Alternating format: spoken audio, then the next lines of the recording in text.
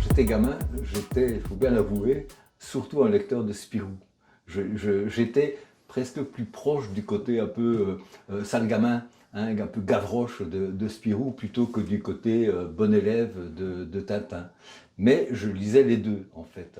Évidemment, au niveau graphique aussi, je me sentais plus proche d'un Franquin, d'un Maurice, d'un Tillieux, hein, que de Graton ou Funken ou Alix, quoi, Martin. Voilà. Hein, j'étais plus proche de ce style franquin que du style Hergé, faut bien le reconnaître. Par contre, lorsque j'ai eu la chance d'être choisi par un dessinateur pour devenir son assistant juste à la sortie de l'école, en fait, c'était un dessinateur de l'école Tintin. C'était Mittei qui avait besoin d'un assistant. Et donc, premier coup de bol, il me propose d'être son assistant. Moi qui rêvais de faire de la bande dessinée, j'ai accepté évidemment tout de suite. Et deuxième coup de bol, je me suis aperçu très vite, le jour même où je suis entré chez Mittei, il était lui-même l'assistant de Tibet et de Grec. Et donc j'ai commencé mon parcours en faisant les décors de Ricochet et de Achille Talon et les couleurs de Achille Talon, etc. Je me souviens que c'était le retour de Caméléon, je crois, pour Ricochet, Rap sur le France, etc. Et j'ai fait tous les décors de ces albums. C'est extraordinaire aussi, on parlait de coups de bol, de coups de chance dans la vie. J'en ai eu beaucoup, vraiment. Et un autre coup de chance, c'est que comme je le disais tout à l'heure, je faisais les décors quand j'étais chez Mittei de Achille Talon, etc., des As, Quentin Gentil et des As et tout ça. Et j'avais été remarqué par Greg.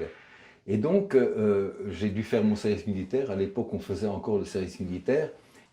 Je me demandais ce que j'allais faire après le service militaire. Puis j'ai reçu un coup de fil de Greg qui me dit mais ça vous dirait de monter à Bruxelles, on était donc à Liège, hein, parce que je voudrais bien que vous intégriez mon studio. Il y avait un studio où il y avait Herman et Dupin déjà. Et donc je suis arrivé dans le studio de Greg et j'ai travaillé sur les différentes séries de Greg, mais peut-être, je ne sais plus, 8 mois ou quelque chose comme ça, après mon arrivée, il m'a raconté une histoire incroyable de Giroboudon, de Rasibus, d'oiseau Rasibus, etc., de Colombe Tirdel et d'Olivier Rameau. J'étais séduit, même si moi j'avais plutôt envie de faire du Gilles Jourdan, mais j'ai été complètement séduit. Grec était très content, et Grec, scénariste, s'est proposé à lui-même, rédacteur en chef du journal la merveilleuse aventure d'Olivier Rameau et de Comte Ternet. Il se l'a accepté et c'est parti comme ça. Donc toujours énormément de chance. Et j'ai découvert à ce moment-là le journal de l'intérieur en fait. J'avais déjà eu quelques contacts avec le journal quand j'étais chez Mittei. J'avais fait notamment 4 pages comme ça d'une petite BD, un essai. Et Mittei m'avait dit, mais va le présenter au Lombard. J'arrive au Lombard, le rédacteur en chef de l'époque regarde ça, il dit oui, c'est pas mal, tout ça, mais attendez, il y a le directeur artistique qui arrive, on va lui montrer des planches. Alors je dis, ah, c'est qui? C'est Hergé. J'avais 24 ans, quelque chose comme ça, j'étais rencontré Hergé. C'était, comme disait Tibet, c'était Dieu le Père, quoi. Donc, et je vois effectivement un peu plus tard Hergé qui entre dans le bureau dans les bureaux de la rédaction avec une classe folle, le cheveu gris-argent comme ça, le veston, la cravate club, tout ça, enfin une classe folle. À l'époque, les dessinateurs s'habillaient bien. Et donc, surtout Hergé. Et donc, il est très courtois, il dit bonjour, tout ça. Et on lui montre les planches et il regarde ça. Oui, très bien. Oui, évidemment, on sent l'influence de Franquin. C'est évidemment un style beaucoup plus facile à imiter que le mien. Et donc, oui, et puis il tourne les pages, et puis il arrive à la 4e page, et il y avait déjà des petites nanas. Et mon idole à ce moment-là pour dessiner les filles, c'était Kiraz. Et je me disais, personne ne connaît Kiraz. Il faisait en fait les Parisiennes dans un journal que lisait ma mère d'ailleurs, et donc moi je ne prenais que les 2 pages de Kiraz, c'était Jour de France, tu vois, mais je me dis personne dans la BD ne connaît Kiraz.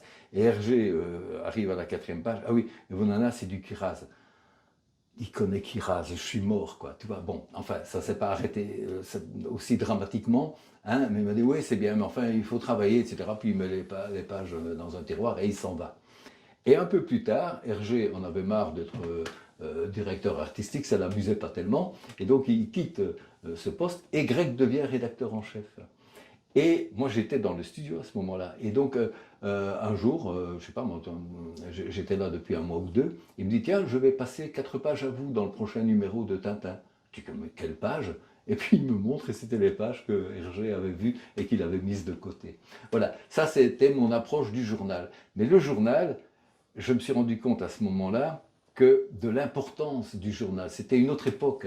Mais travailler pour Tintin, travailler pour Spirou, pour ceux qui étaient chez Spirou, Pilote, etc., on entrait dans une sorte de famille. C'est-à-dire on travaillait pour le journal, on ne travaillait pas du tout pour des albums éventuels d'ailleurs, parce que toutes les séries n'avaient pas la chance d'être publiées en album, ça s'est venu plus tard.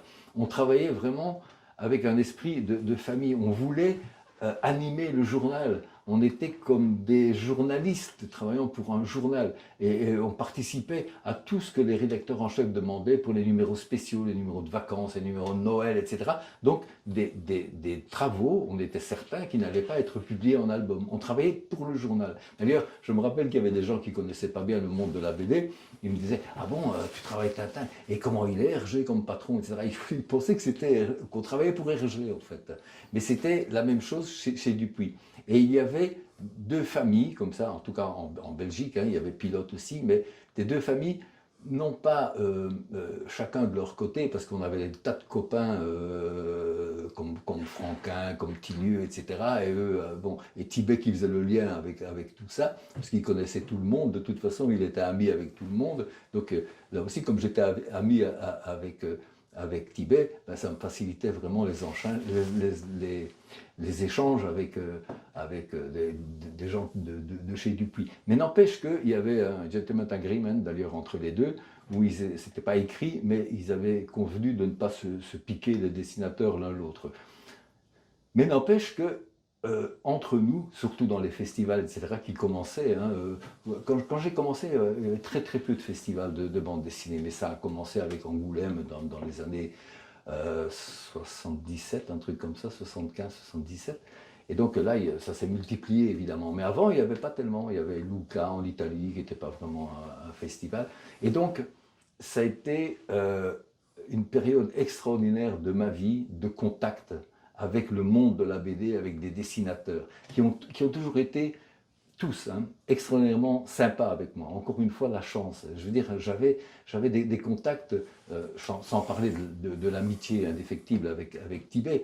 Ça, c'est à part, c'est vraiment mon meilleur ami, quoi. Mais il y avait des contacts avec des personnages incroyables comme Franquin, mon idole absolue, mais avec qui on jouait au billard tous les vendredis, quoi. On était voisins à Boitsfort. Boitsfort est une petite commune dans la périphérie de Bruxelles. On était voisins et tous les vendredis, on se réunissait avec Herman, De Groot, Géry, etc. pour jouer au billard. Mais c'était surtout des parties de rigolade absolument incroyables. Et ce sont des gens chez qui suis allé manger, qui sont venus manger chez moi, etc. C'était à la fois, on rencontrait toutes les idoles de mon enfance, qui étaient extraordinairement, comment dirais-je, qui facilitaient les contacts terriblement. Ils essayaient en tout cas de nous mettre à l'aise. Moi j'ai toujours eu un petit problème, c'était mes idoles, donc j'ai toujours été peut-être pas tout à fait naturel, enfin bon, ça s'est toujours bien passé, mais c'était extraordinaire. Et donc ça a été toute cette période des journaux qui ont malheureusement disparu. Le métier est devenu vraiment tout autre chose. Mais c'est une époque fabuleuse. Il y a quelqu'un qu'on oublie quelquefois quand on parle de la grande époque des journaux. Ce sont les entrepreneurs qui sont à la base de ça, comme Raymond Leblanc, comme les Dupuis, comme Dargaud, etc. Ce sont des gens qui, à un moment donné, avaient senti qu'il y avait un potentiel incroyable comment dirais-je, de toucher un grand public, et c'était avec des journaux de bande dessinée. L'idée géniale aussi de Raymond Leblanc, c'est de l'appeler Tintin, qui est un personnage qui était déjà à l'époque un personnage universellement connu, une star déjà à l'époque. Et donc de réussir à convaincre Hergé, qui était chez Casterman, le Tintin a toujours été publié chez Casterman et pas au Lombard, mais d'accepter de donner son nom à un journal, c'est une trouvaille, vraiment une trouvaille. Il s'est entouré autour d'Hergé de talents extraordinaires. En premier lieu, on pense à Jacobs, évidemment, mais enfin, ils étaient tous très très bien. Puis Martin est arrivé, Tibet, Grenals, enfin toute la bande. Mais tout ça, c'était autour de Raymond Leblanc, qui a toujours depuis le début, il y a cru à fond. Et il allait jusqu'à vendre ou montrer sa revue les premières semaines en disant, vous savez, ça existe, c'est bien de sortir, c'est Tintin. Il allait, je sais pas moi, dans les gares quoi, pour montrer ça. Il a fait ça physiquement. Je veux dire, il y a cru. Quand on pense à Raymond Leblanc, tel que je l'ai connu, moi, qui était une sorte de Dieu le Père, comme ça, voilà, au volant de sa Ferrari, enfin, tu vois, c'était un personnage un peu inaccessible, mais il a été très très proche des lecteurs, il allait vraiment leur montrer le journal qui venait de sortir, quoi. C'est assez admirable, et il a bâti une sorte d'empire, parce que il a décliné ça avec Belle Vision, où il a fait des films, etc. C'est quelqu'un d'important, euh, comment dire, un personnage, dans l'histoire de Tintin, l'éditeur est important aussi. Voilà. Et les rapports qu'il a eus avec ses auteurs, je crois, certainement c'est l'époque qui veut ça, un peu paternaliste et tout ça, mais je crois que ça se passait bien. En tout cas, Tibet l'aimait bien. Alors évidemment, après il y a eu Guy Leblanc, qui n'avait pas un rôle facile. Hein, être le fils à papa, hein, entre guillemets, c'est pas facile, surtout avec un géant comme Raymond Leblanc, qui était une sacrée personnalité. Donc il a dû trouver son style, il a un peu tâtonné, etc. Enfin bon, c'est pas facile. J'aurais pas voulu être à sa place, mais de toute façon, Guy Leblanc, moi je me suis toujours très très bien entendu avec lui. On déjeunait très bien ensemble, ça c'est clair. Quand on vit une époque, au jour le jour, hein, quand on est en plein dedans, on ne se rend pas compte quelquefois qu'on est à la fin d'une époque. Quand je suis entré au journal Tintin, moi je vivais en plein la période où le journal était le plus important dans la vie d'un dessinateur. Je veux dire, on travaillait pour le journal, comme je le disais tout à l'heure, et pas pour l'album. L'album venait après, on travaillait pour le journal. Mais je ne me rendais pas compte à l'époque que j'étais à la fin d'une période. Euh, c'est petit à petit, ou peut-être avec le recul, quand on revient en arrière, qu'on se rend compte que c'était dans les années début 70, un truc comme ça, c'était la fin du journal, de la grande époque du journal. C'était le début de la fin en tout cas. Pourquoi? Parce que les albums commençaient à marcher terriblement. Ça devenait un marché beaucoup plus important que la vente de l'hebdomadaire, du magazine. Et les auteurs se rendaient compte aussi qu'ils gagnaient plus en travaillant pour les albums. Ce qui fait qu'ils sont en partie responsables du déclin progressif des magazines. Pourquoi? Parce que les numéros spéciaux dont je parlais tout à l'heure, où tout le monde participait à la vie du journal, y compris du rédactionnel, etc. On faisait des reportages, on essayait des bagnoles, hop, c'était dans le journal. Il y avait un duel entre les deux, d'ailleurs, entre Tintin et Spirou, où il y avait Maurice et Tibet qui faisait un duel au pistolet dans un décor de village western à Wolu City ou un truc comme ça. Voilà, il y avait une vie, il y avait des personnages de séries différentes qui se rencontraient dans des pages communes, comme Vincent Larcher non pas Vincent Larcher, c'était Jarry, voilà, et Michel Vaillant, des trucs comme ça. Bref, ça disparaissait parce que les auteurs quand on leur demandait d'animer un numéro spécial, etc., oh, mais non, je n'ai pas le temps, je suis en train de faire ma série, etc., parce qu'il y avait la production d'albums et la publication d'albums qui était, voilà, qui était définie, et donc il fallait travailler pour les albums. Et donc les journaux ont commencé à décliner petit à petit, mais en partie du fait du désintérêt des auteurs qui ne travaillaient plus que pour les albums.